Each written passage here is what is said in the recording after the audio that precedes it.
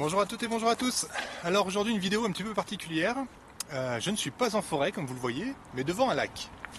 Tout simplement parce qu'aujourd'hui ça va être la mise à l'eau du radeau que mon garçon a construit. Ça fait quelques mois qu'il travaille là-dessus.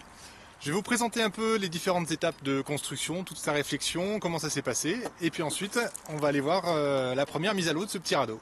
Allez, c'est parti! Alors pour réaliser ce petit radeau, déjà il avait un cahier des charges très précis. C'était pour commencer de travailler principalement avec des matériaux recyclés. Voilà, pour que ça coûte le moins cher possible. Et puis c'était aussi dans une petite démarche environnementale, récupérer des choses pour en transformer en un objet utile et en faire un loisir. Donc il est parti sur des bidons de 5 litres, alors principalement d'eau déminéralisée ou des bidons de vinaigre blanc. Voilà, on a évité les produits toxiques, on ne sait jamais si y a un bidon qui venait aspercer pour pas que ça finisse dans l'eau d'un lac ou d'une rivière.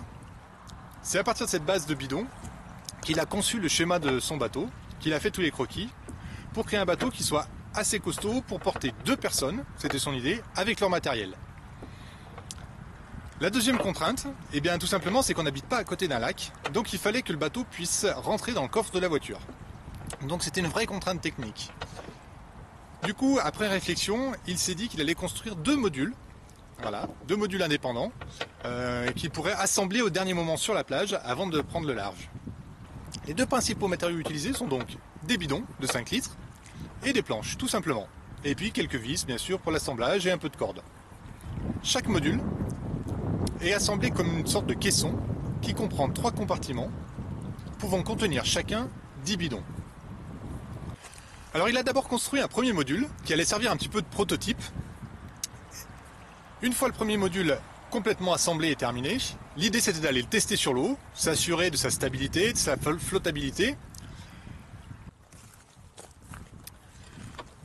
Pour faciliter la manutention des 2 modules, il a rajouté des petites poignées, avec des sangles tout simplement, de chaque côté, qui permettent le transport à 2 personnes.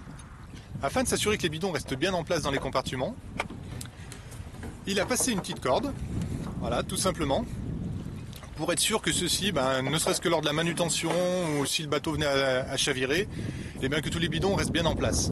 Voilà, ça permet simplement de les maintenir. Petite précaution au préalable, on s'est assuré que les bidons étaient parfaitement vides, et puis il a pris le temps également d'enlever toutes les étiquettes dessus pour éviter qu'elles se décollent et qu'elles finissent dans l'eau, tout simplement.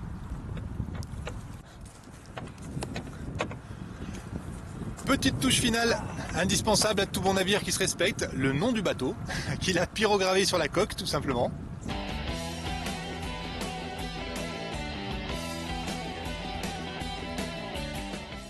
Au départ, il était parti avec l'idée de se fabriquer des pagaies en bois. Et puis en faisant le tour un petit peu de la famille, en faisant quelques vides-greniers, on a fini par trouver quelqu'un qui nous a offert 2 pagaies.